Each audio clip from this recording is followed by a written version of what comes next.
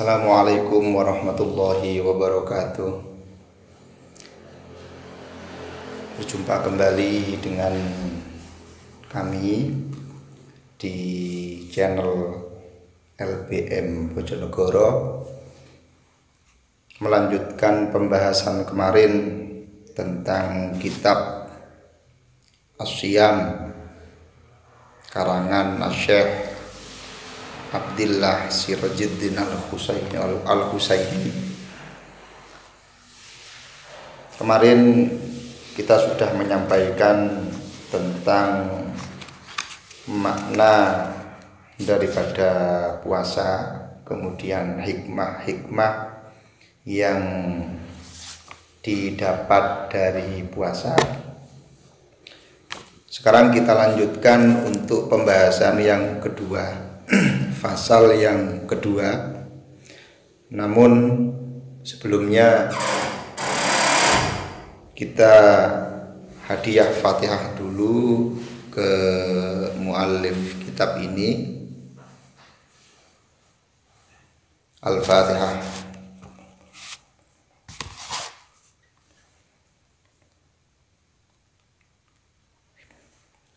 Bismillahirrahmanirrahim. Al-faslu tsani fi faridati syiyami syahri ramadhana. Fasal yang kedua di dalam menjelaskan kewajiban puasa bulan Ramadan. Qala Allah Ta'ala syahru ramadhana alladzi unzila fihi al-Qur'anu hudan lin-nasi wa bayyinatin minal huda wal furqan. Faman syahida minkumus syahra falyasum.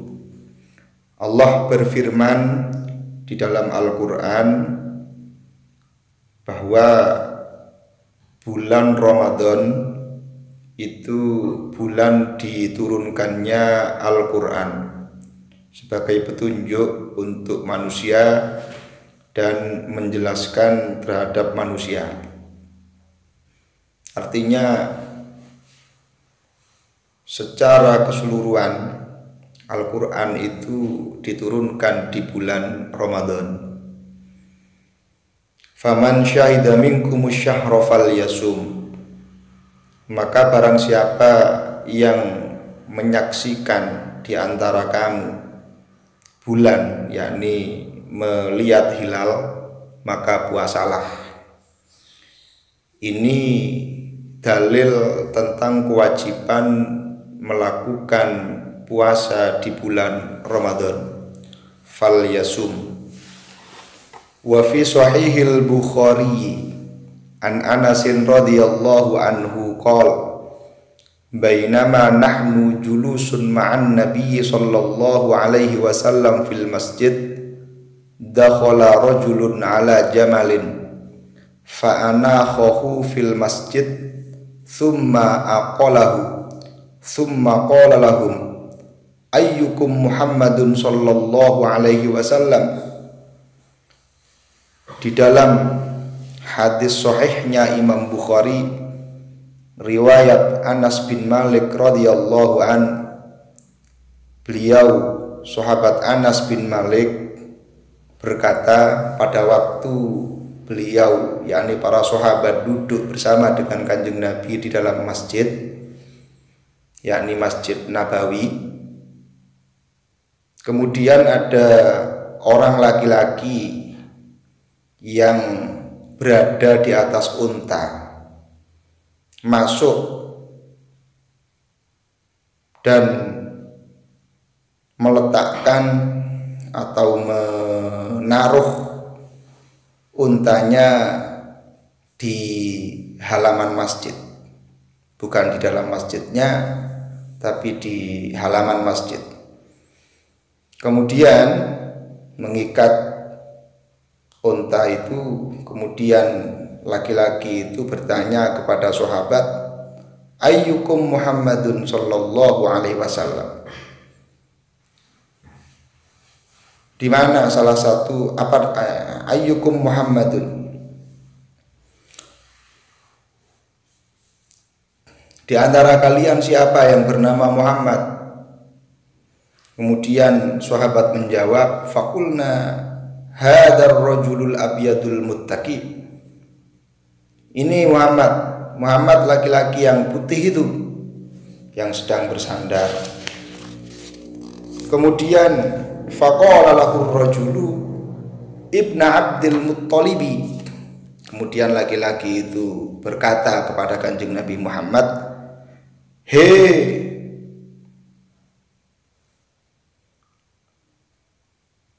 Ibna Abdul Muttalib, hei cucu Abdul Muttalib." Faqala Nabi sallallahu alaihi wasallam, "Qad ajabtuka." Kemudian Kanjeng Nabi menjawab, "Ya, saya dengar." Faqala ar-rajulu lin Nabi sallallahu alaihi wasallam. Kemudian laki-laki itu bertanya atau berkata kepada Kanjeng Nabi, "Inni sa'iluka famusyaddidun 'alaika fil mas'alati fala tajid 'alayya fi nafsika." Sesungguhnya saya, kata laki-laki itu, sesungguhnya saya orang yang ingin bertanya kepada kamu dan serius di dalam bertanya, maka tolong panjenengan Kanjeng Nabi jangan ada rasa marah di hati panjenengan kepada saya. Kemudian Kanjeng Nabi menjawab, faqala sallallahu alaihi wasallam, "Sal amma badalaka." Ya, bertanya saja. Kemudian laki-laki itu meneruskan ucapannya, faqala as'aluka bi rabbika wa rabbi man qablaka Allah, as'aluka bi rabbika wa rabbi man qablaka Allahu arsalaka ilan nasi kullihim. Kata laki-laki itu, saya ingin bertanya kepada panjenengan demi haknya Tuhan panjenengan, demi keagungan Tuhan orang-orang sebelum panjenengan, apakah Allah mengutusmu kepada manusia secara keseluruhan? Kanjeng Nabi menjawab, faqala sallallahu alaihi wasallam, Allahumma na'am. Ya, saya diutus oleh Allah kepada semua manusia. Faqala, kemudian laki-laki itu melanjutkan pertanyaannya, anshuduka billahi ta'ala. Saya ingin bertanya lagi kepada panjenengan, demi Allah, Allahu amaraka an tusalliyas shalawatil khamsa fil yaumi wal lailati. Apakah Allah memerintahkan kamu untuk melakukan sholat 5 sholatan setiap hari dan setiap malam? Faqala sallallahu alaihi wasallam, Kanjeng Nabi menjawab, Allahumma na'am. Ya, Allah memerintahkanku untuk melakukan sholat sehari semalam sebanyak 5 waktu. Faqala, kemudian laki-laki itu melanjutkan pertanyaannya, anshuduka billahi ta'ala, Allahu amaraka an tasuma hadha syahra minas sanah. Demi Allah, apakah Allah memerintahkan panjenengan untuk melakukan puasa di bulan ini dari tiap tahunnya? Kemudian Kanjeng Nabi menjawab, faqala sallallahu alaihi wasallam, Allahumma na'am. Ya, Allah memerintahkan kepadaku untuk melakukan puasa di bulan ini di setiap tahunnya. Kemudian faqala, laki-laki itu melanjutkan pertanyaannya, anshuduka billahi ta'ala. Saya ingin bertanya lagi kepada panjenengan, demi Allah, Allahu amaraka an ta'khudha hadhihi shadaqata min aghniyaina wa taqsimaha ala fuqaraina. Apakah Allah memerintahkan kepada kamu untuk mengambil zakat dari orang-orang kaya dan membagi zakat itu kepada orang-orang fakir? Kanjeng Nabi menjawab, faqala sallallahu alaihi wasallam, Allahumma na'am.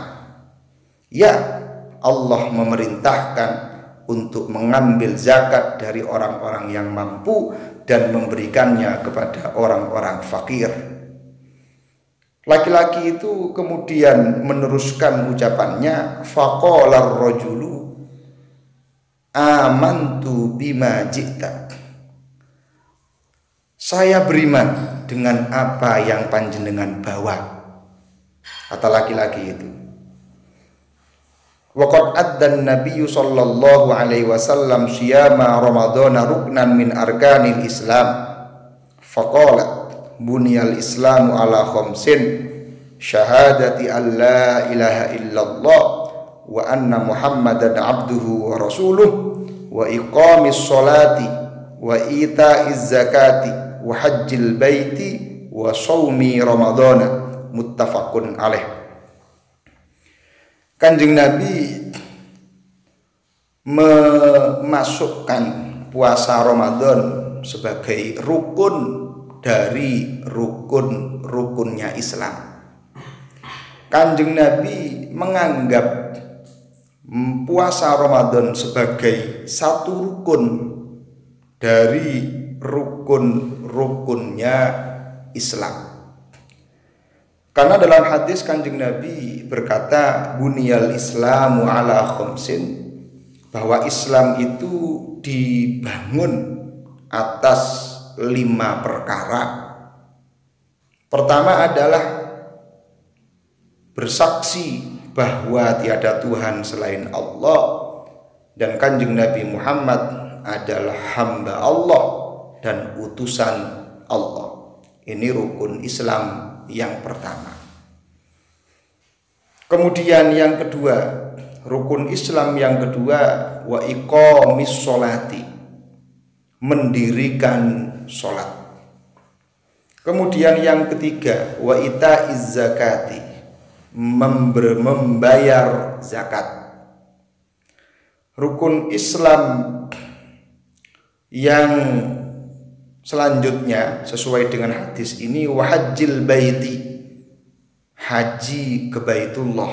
Ini rukun Islam tentu bagi yang mampu. Wa shaumi Ramadan, kemudian rukun Islam yang kelima urutan daripada hadis ini adalah puasa di bulan Ramadan. Maka 5 tiang ini, 5 pokok ini harus sama-sama terlaksana.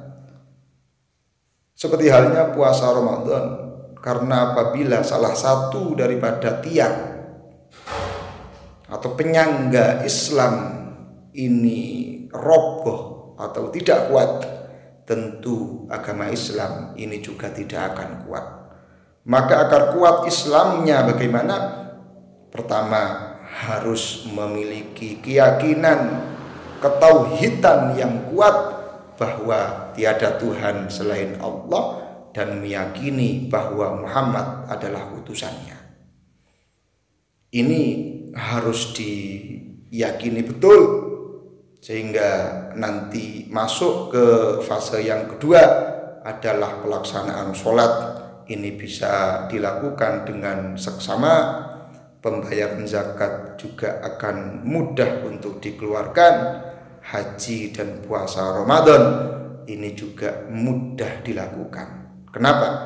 Karena kekuatan, keyakinan, keimanan ini ditata dari awal dengan keimanan, keyakinan yang kuat atas Allah dan Rasul-Nya. Itu pembahasan untuk kali ini. Untuk pembahasan selanjutnya dilanjutkan pada kesempatan yang lain, masuk ke pasal yang ketiga. Terima kasih, semoga bisa bermanfaat, semoga bisa menjadi tambahan pengetahuan, semoga bisa mengingat-ingat kembali apa yang sudah pernah kita pelajari dulu, sehingga memantapkan kita untuk lebih memahami nilai-nilai ibadah.